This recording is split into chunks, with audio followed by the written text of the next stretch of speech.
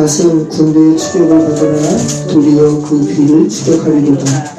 아셀에게서 나는 먹을 것은 기름진 것이라 그가 왕의 수라상을 차리리로다. 아멘. 네, 그가 왕의 수라상을 차리는도다 라는 제목으로 오늘 말씀 나누도록 하겠습니다. 장 49장을 좀 길게 하죠. 네, 한 명 한 명 좀 나누고 있습니다. 12아들에 대한 예언의 말씀인데, 자, 이제 그러면 몇 명 남은 거예요? 오늘 갓과 아셀은 짧아서 함께 나눌 거고요. 이제 납달리 남았고요. 그 다음에 요셉, 그 다음에 베냐민. 네, 길게 느껴졌는데 이제 오늘도 벌써 12아들에 대한 예언을 이제 맞춰가고 있습니다.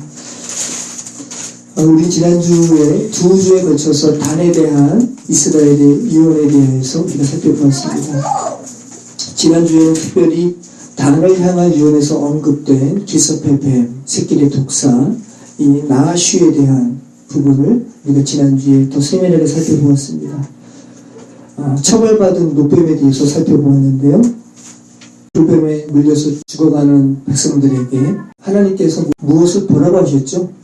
네, 장대 위에 달린 노뱀. 장대 위에 달린 노뱀을 이스라엘 백성들이 보다라는 단어는 외함니트라는 단어가 말씀드렸죠. 주의 깊게 살피는, 그냥 단순히 보는 게 아니라 저게 뭐지? 라고 심사숙고하면서 살피는 외함니트. 기본형은 나바트라는 단어예요. 민수기 21장에서 장대 위에 달린 노뱀을 본 자마다 모두 살더라 할 때 외함니트, 기본형은 나바트라는 단어란 말씀입니다. 자, 근데 이 나바트라는 단어가 가장 먼저 나오는 구절이 어디냐 하면 하나님께서 아브라함에게 말씀하신 하늘을 쳐다보게 하시면서 그런 어떤 구원의 광대하심에 대한 말씀이거든요.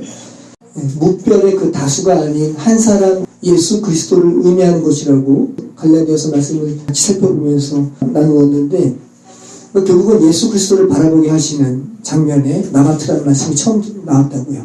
예수 그리스도를 바라보는 그 구절에 나바트라는 말씀이 처음 쓰였는데, 똑같이 나무에 달린 예수 그리스도를 의미하는 그 노뱀을 바라보는 이스라엘 백성들에게 나바트라는 말이 또 사용되고 있다는 거예요. 나무 위에 달린 자, 네, 저주받은 자, 노뱀. 나무 위에 달려서 저주받은 예수 그리스도가 누구인지 그냥 단순히 상징물로서의 십자가가 아니라 그 십자가가 나와 무슨 관계인지 심사숙고하면서 살피는 자, 유심히 살피는 자, 그들은 모두 살더라 라는 말씀에 쓰였다는 거예요. 그리고 흥미롭게도 이 나바트는 또 어떤 구절에도 쓰였냐 하면 멸망당하는 구절에도 쓰였어요. 소돔성에 천사들이 롯과 아내의 손목을 붙잡고 억지로 탈출했단 말이죠. 원래는 저 멀리 가라 그랬는데 롯이 가까이 보이는 소환성을 얘기하는 거예요. 저기까지만 우리가 가게 해달라고. 그래서 천사가 뭐라 그랬냐면 너희가 소환성에 당도할 때까지 뒤를 돌아보서는 안 돼 라고 이야기했어요. 롯은 뒤를 돌아보지 않았습니다. 근데 롯의 아내가 소환성에 다 가서 멸망당하는 소돔성을 어떻게 했어요? 쳐다봤죠. 여기서 나바트란 말이 쓰이는 거예요. 창세기 19장 26절 롯의 아내는 뒤를 돌아보았으므로 소금 기둥이 되었더라. 지금 드리는 것을 한번 잘 생각해 보세요. 저 나무 위에 달린 처벌받으신 예수 그리스도가 누구시지? 라고 주의 깊게 살피는 나바트. 주의 깊게 살피는 자는 살았고, 멸망당하는 소돔성이 아쉬워서 주의 깊게 본 롯의 아내는 멸망당했죠. 주의 깊게 살펴봐서 살아남과 주의 깊게 살펴봐서 멸망당한 기사에 나바트라는 단어가 쓰이고 있다는 거. 의미심장하죠, 여러분. 이 세상에 죽어가는 사람들은 주의 깊게 살피는 것들이 있죠. 주의 깊게 정말 살펴야 하는 십자가를 살피는 것이 아니라 자신들이 너무 가치 있게 여겨서 주의 깊게 살피는 것들이 있잖아요. 결국은 죽는 거예요, 그걸로 인해서. 그죠? 나바트, 외함니트. 주의 깊게 살피는 겁니다. 십자가를 주의 깊게 보지 않고 피상적으로 종교의 상징물 정도로 여기는 것은 히스기야 왕이 아세라 목상을 찍고 우상을 철폐할 때 이스라엘 백성들이 그때까지 숭상했던 것이 뭐가 있었다고요? 장대 위에 달린 녹뱀을. 이거 보니까 살았거든요. 그 의미를 보는 게 아니라 이거 보니까 살았네. 외적인 상징물로 우상이랑 똑같이 숭상했단 말이죠. 이게 느우수단입니다. 우상이란 말이죠. 그렇게 보게 되면 그 의미를 보는 게 아니라 외적인 어떠한 능력이 있는 상징물로 여겨서 숭상하는 것은 우상이라고. 지금 제가 드린 말씀 잘 살피시기 바랍니다. 마음속에 십자가가 무엇이지? 궁극적으로 깊게 살피는 자, 그는 살았다라는 것입니다. 구원받은 자, 신약의 표현으로는 살리심을 받은 자. 그렇게 구원받은 자는 처벌받으신 예수 그리스도께서 달리신 십자가가 내 밖에 세워진 것이 아니라, 그죠? 내 안에 세워진 자인 것이죠. 내 안에 세워졌기 때문에 또 내 밖에 어디 세워진 십자가를 보는 게 아니라 내 안에 달리신 예수 그리스도를 살피는 자가 바로 구원받은 자라는 말씀입니다. 오늘 갓에 대한 말씀 살피도록 하겠습니다. 갓은 군대의 추격을 받으나 도리어 그 뒤를 추격하리로다. 자, 이제 단에 이어서 다른 아들에 대한 이스라엘의 유언이 계속되고 있습니다. 바로 윗구절은 뭡니까? 여호와여 나는 주의 구원을 기다리나이다 라는 단에 관한 유언의 이어 말씀입니다. 갓은 군대의 추격을 받으나 도리어 그 뒤를 추격하리로다. 자, 우리가 한글로 번역된 성경을 읽었는데 어떤 뉘앙스로 느껴지세요? 군대가 나오고 있고요. 그 군대의 추격을 받는다라는 구절에서 어떤 것을 느낄 수 있습니까? 위험에 처했구나. 그죠? 그런데 그 위험에 처한 상황이 있음과 하지만 그 위험에 처한 상황에서 도리어 그 뒤를 추격한다라는 구절에서 그 위험한 상황이 역전된 승리를 의미하는 그런 구절임을 우리가 알 수 있습니다. 물리적으로는 갓지파가 위치한 요단 동편이 적들에게 계속 침범을 받는 지역이었다고 해요. 하지만 그 물리적인 의미를 벗어난 복음의 의미로까지 가져가야 되는 것이죠. 죄가 우리를 죽이려고 하지만, 삼키려고 하지만, 사단이 우리를 죽이려고 하지만, 멸망시키려고 하지만 도리어 예수를 힘입어 그 사단의 머리가 짓밟힌다고요. 신명기에서 모세는 갓에 대하여 이렇게 예언합니다. 신명기 33장 20절 갓에 대하여는 일러스되 갓을 광대하게 하시는 이에게 찬송을 부를지어다. 갓이 암사자같이 엎드리고 팔과 정수리를 찢는도다. 그죠? 승리의 의미를 우리가 느낄 수가 있는 유언임을 알게 됩니다. 자, 여러분 갓이 누굽니까? 갓의 어머니는 누구예요? 라헬의 몸종 비라를 통해서 누구를 낳아요? 단과 납달리를 낳죠. 그러니까 레아도 뒤집세라 자기의 시녀 실바를 야곱에게 주어서 레아의 몸종 실바가 야곱에게 낳은 아들이 갓과 아셀입니다. 야곱의 7번째와 8번째 아들이에요. 그러니까 7번째가 갓이고요. 8번째가 아셀입니다. 갓의 의미는 뭡니까? 복되도다. 갓은 군대의 추격을 받으나 도리어 그 뒤를 추격하리로다. 히브리어로 자 이름이 나오고 있죠. 갓이 나오고요. 군대가 나오죠. 군대는 게두두예요. 갓, 게두두. 구약에서 오늘 처음 쓰인 단어입니다. 추격으로는 2번 나오죠. 추격을 받으나 도리어 그 뒤를 또 추격하리로다. 그래서 이 추격으로 번역된 단어는 구두입니다. 침략하다, 공격하다라는 의미예요. 공격을 받으나 도리어 공격하리로다. 오늘 본문과 하박국서에서밖에 쓰이지 않은 단어예요. 갓, 게두두, 구두. 모두 첫 글자가 우리말로는 기역 발음으로 시작되고 있죠. 히브리어로는 김멜이라는 단어인데 언어의 유희죠. 기역으로 시작되는 발음으로 하면서 예언을 하고 있는 거예요. 하나의 식구처럼. 의미적으로는 조금 아까 살펴드린 것처럼 갓이 어떤 적과의 싸움에 있어서 궁극적으로 승리하는 의미임을 우리가 알게 되고요. 추격을 받으나 구두, 도리어 그 뒤, 후미를 공격할 것이라는 의미입니다. 결코 지지 않을 거야, 승리할 거야 라는 의미를 우리가 알 수 있죠. 복음의 말씀이라는 거예요. 창세기 3장에 복음의 말씀과 맥을 같이 하고 있다는 말씀입니다. 여러분, 저와 여러분이 교회인데 계속 공격받죠? 네, 세상한테 공격받죠. 그리고 여러분 안에 있는 또 사단의 속삭임에 우리가 계속 공격받습니다. 그죠? 교회로 불리움을 받은 이들을 세상은 끊임없이 공격합니다. 세상의 가치관으로 공격을 해요. 이렇게 살아야지. 너희의 의지로 멋지게 살아가야지. 떡도 만들어 먹고, 그죠? 권세도 누리고, 명예도 누려야지. 라고 세상의 가치관을 우리에게 공격을 해요. 세상 사는 것은 다 똑같이 교회라고 특별한 것은 없다라고 그렇게 공격을 합니다. 이 세상적인 가치관에 무너진 교회의 모습을 우리가 지금 보고 있죠. 계속 세습하는 부분 때문에 난리잖아요. 세상이 우리를 공격하는 그 가치관에 비춰보면 교회로 불림을 받은 사람들은 마치 실패자 같습니다.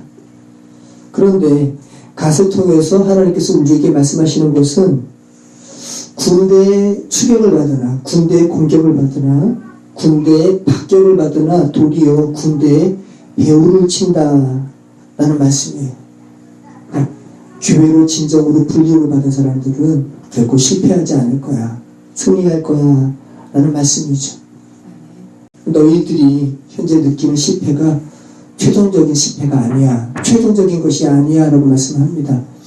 우리는 가끔 살아가면서 실패했네. 오늘 또 무너졌네. 라고 우리 자신을 참담하게 느낄 수도 있지만 하나님께서 교회로 너희를 불렀다면 너희는 현재 그 실패가 최종적인 것이 아니야 라고 말씀하시는 거죠. 오히려 하나님의 도움으로 원수의 뒤를 쫓는 최종적인 승리가 남아있음을 갓을 향한 이유를 통해서 우리에게 말씀하고 있습니다. 그리스도를 나무에 매단 것이 사단의 승리인 줄 알았습니다. 여자의 후손의 뒤꿈치를 상하게 한 것 같았지만 궁극적으로 자신의 머리가 박살나게 되는 싸움에 진 것임을 사단은 몰랐습니다. 자, 이어서 우리 아셀에 대한 말씀을 살펴보도록 하겠습니다. 아셀에게서 나는 먹을 것은 기름진 것이라 그가 왕의 수라상을 차리는도다. 아셀은 야곱의 몇 번째 아들이에요? 아까 말씀드렸죠? 8번째 아들이고요. 아셀의 어머니는 실바고요. 그죠? 자, 아셀의 의미는 뭡니까? 갓을 낳고는 복되도다. 아셀 낳고는 레아가 뭐라 그랬어요? 기쁘도다. 네. 아셀의 이름의 의미는 기쁨이라는 의미가 있습니다. 지금 레아가 이렇게 각과 아셀의 이름을 지었는데 라헬과의 아들 낳기의 경쟁이 고스란히 내포된 이름이었습니다. 창세기 30장 13절에 레아가 말합니다. 기쁘도다. 모든 딸들이 나를 기쁜 자라 하리로다. 라고 이렇게 말을 했어요. 그리고 그의 이름을 아셀이라고 하는 거예요.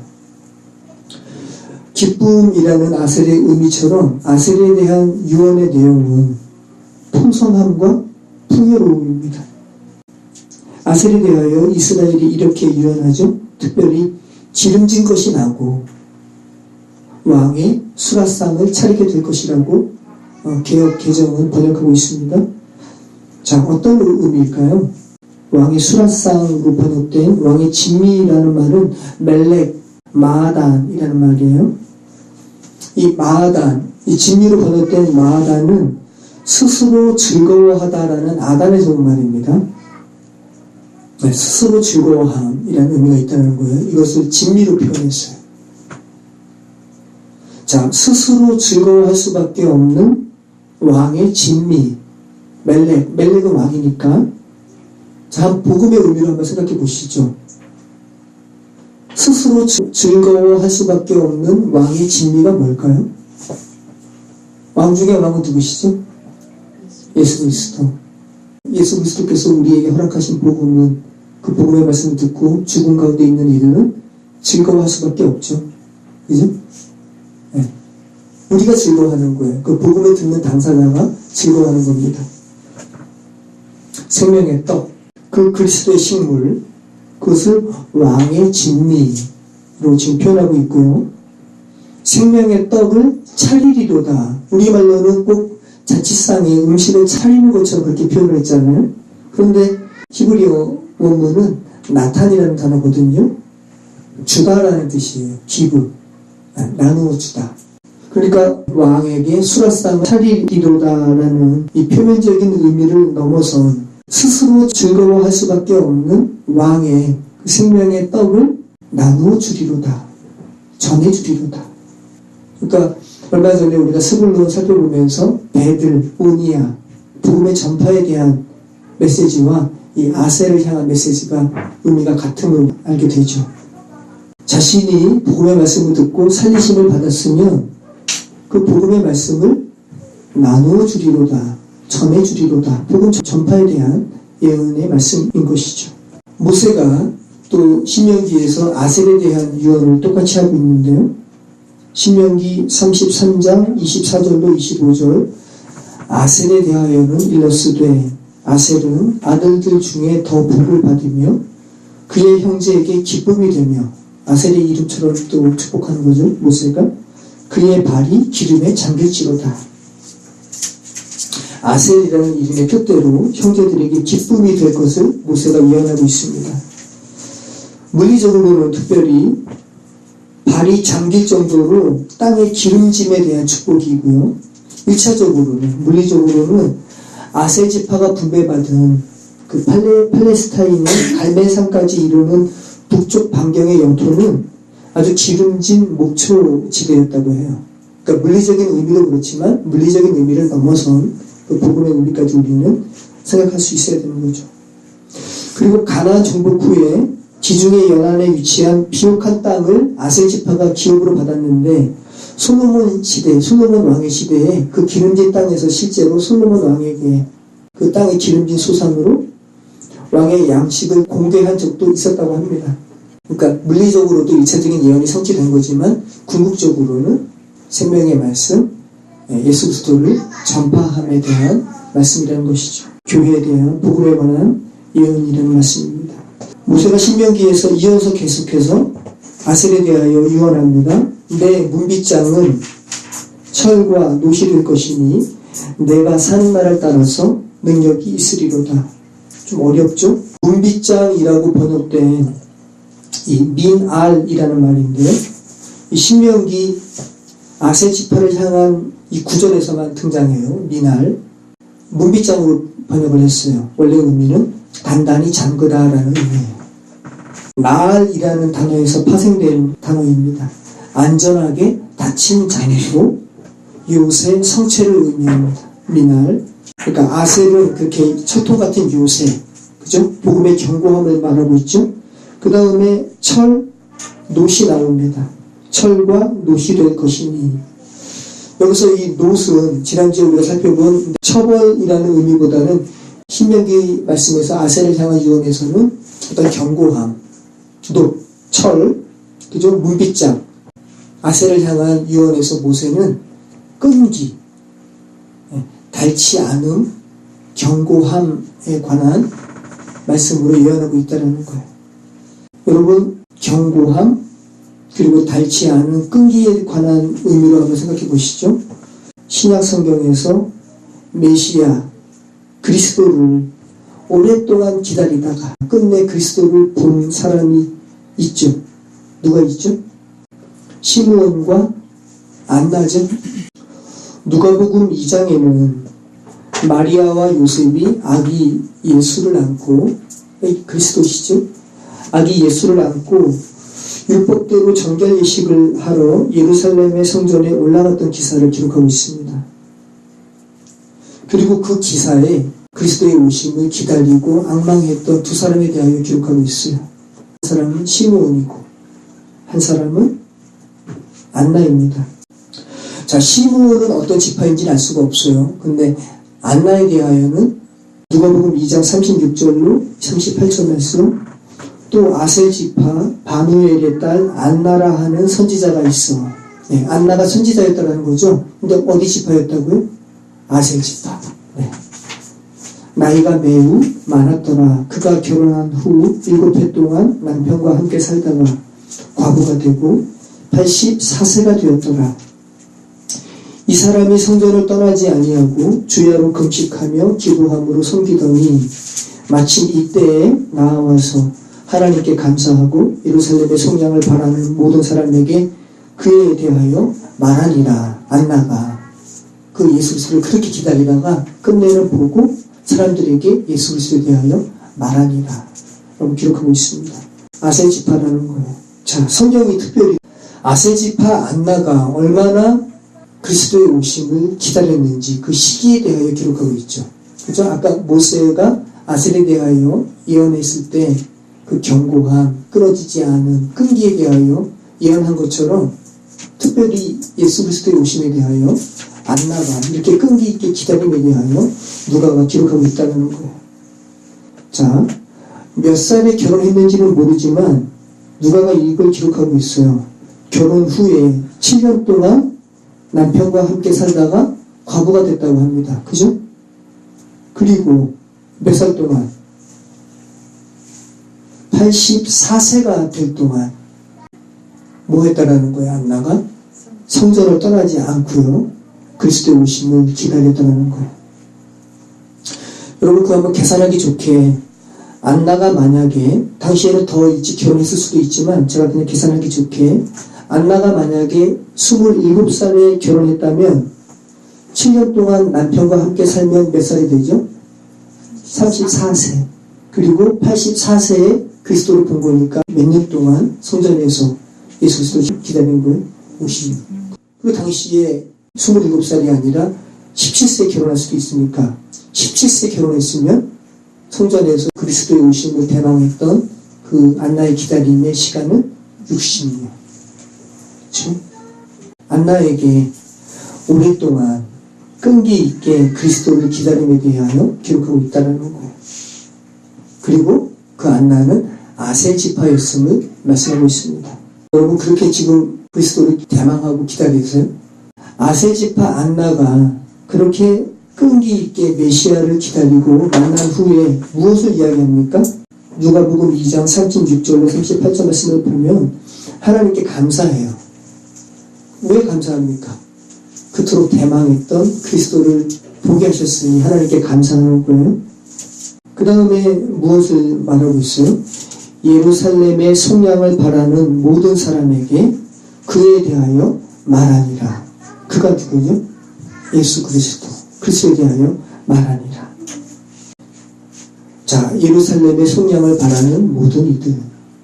정치적인 속량, 정치적인 그러한 해방을 생각하지 마시고 궁극적인 죄된 인간의 구원을 바라는 사람들. 그죠?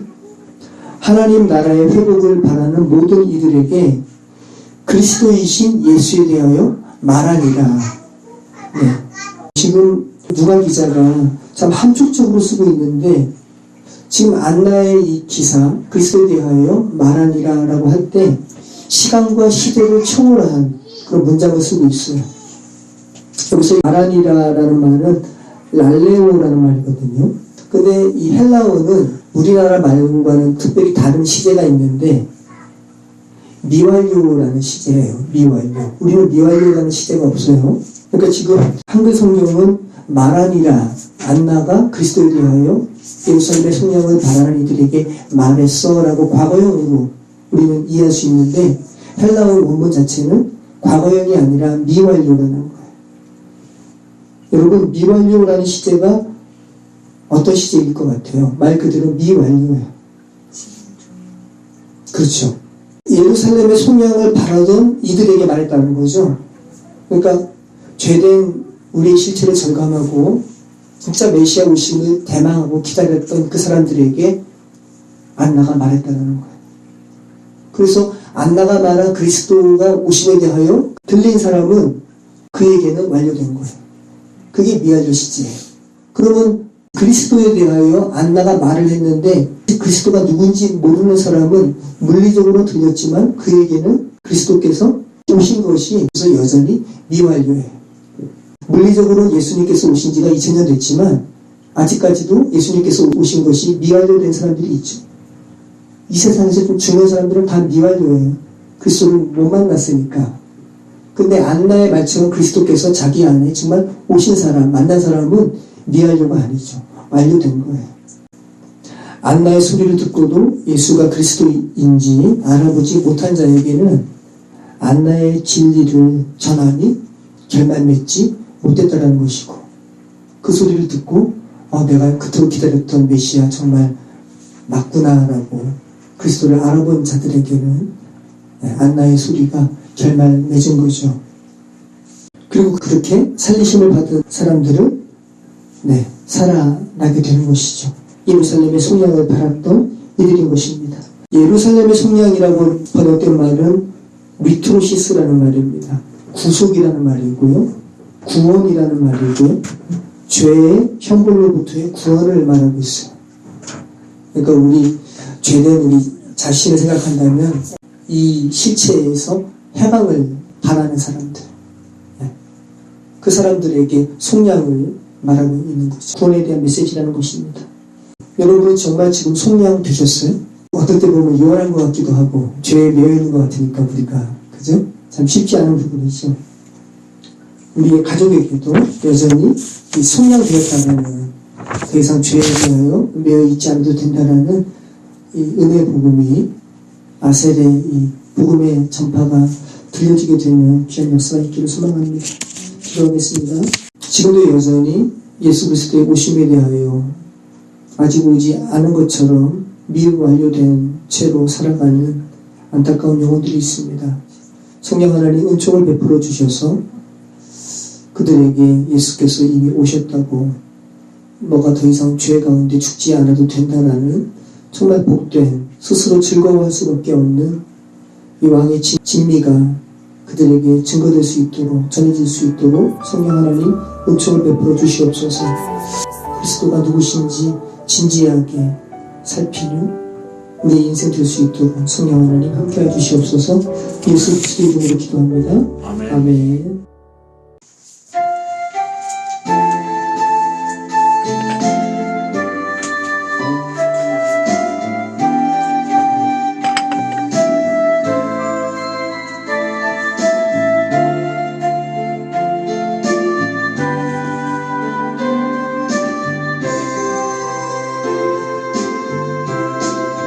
주님의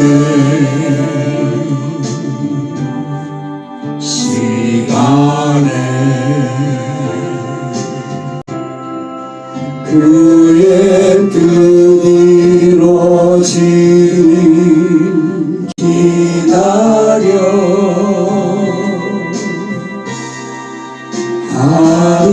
하루하루 살 동안 주님 인도하시니 주뜻 이룰 때까지 기다려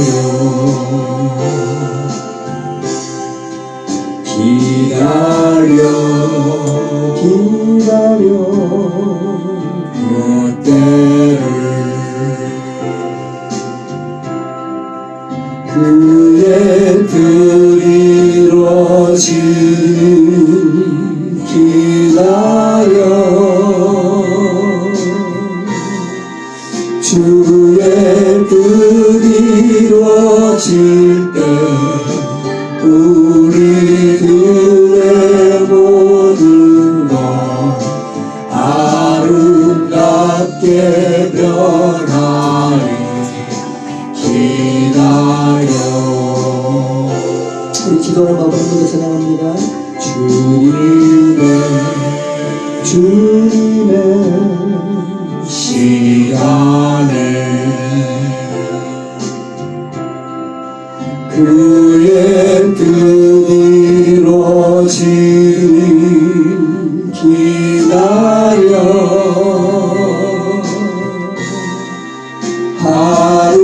하루하루 살 동안 주님 인도하시니 주뜻 이룰 때까지 기다려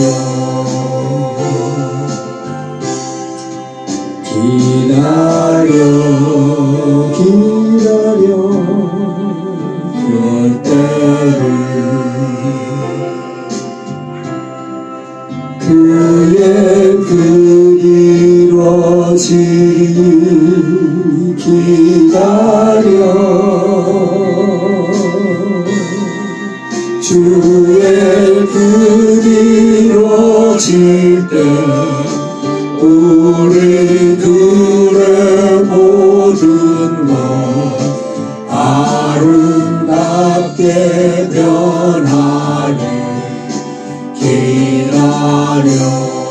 가사의 고백처럼 주의 뜻 이루어질 때 우리의 모든 것이 아름답게 변할 것을 제가 고백합니다. 소망합니다. 우리 같이 기도하겠습니다. 그렇습니다. 하나님 아버지, 우리가 주님의 시간을 기다리기 소망합니다. 우리의 시간과는 다른 주님의 시간을 저희가 기다립니다. 주의 시간과 우리의 시간이 다름에 대하여 때로는 저희가 힘이 들고 낭망하고 때로는 야속하게 느껴지는 이 시간을 저희가 살아갑니다. 성령 하나님, 때로는 이 시간에 저희가 져서 저희 마음을 상하게 하고 저희를 고통케 하는 시간 가운데 저희가 끌려다닐 때가 얼마나 많은지 모르겠습니다. 성령 하나님, 그러나 저희가 우리가 살아가는 육신적인 이 시간이 아닌 하나님의 시간을 기다리기 소망합니다. 우리의 시간과 다른 하나님의 시간표가 있음을 저희가 고백합니다. 아버지 하나님, 우리가 바라는 아름다운 것들이 하나님께서 바라보시는 아름다운 것이 아님을 저희가 고백합니다. 성령 하나님, 때로는 우리의 뜻대로 이루어지지 않고 때로는 우리의 바램과 우리의 생각대로 이루어지지 않은 우리의 삶입니다. 하지만 주께서 저희에게 이 같은 시간을 허락하시는 것은 우리로 하여금 하나님의 자녀로 삼으시기 위하여, 하나님의 참된 아들로 만드시기 위하여 우리에게 허락하신 고통의 시간인 것을 저희가 고백합니다. 성령 하나님, 순간순간의 괴로움에 저희가 지지 않도록 도와주시고 이 시간 넘어 계신 하나님의 섭리에 대하여 저희가 바라볼 수 있는 눈을 허락하여 주시길 소망합니다.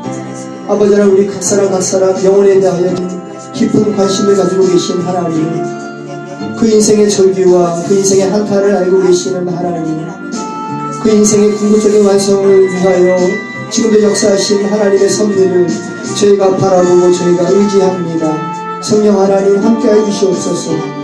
우리 가족의 한 명 한 명을 갖고 계신 하나님의 계획이 아름답고 놀라운 것임을 저희가 고백합니다. 순간순간은 쉽지 않지만 저희가 주의 그 인내의 시간을 저희가 바라보며 아름다운 것으로 귀결될 그 시간을 바라보며 저희가 인내하기를 소망합니다. 성령 하나님, 함께하여 주시옵소서. 주님의 시간이 속히 우리 삶 가운데 있기를 저희가 소망합니다. 인도하여 주시옵소서. 역사하여 주시옵소서. 함께하여 주시옵소서.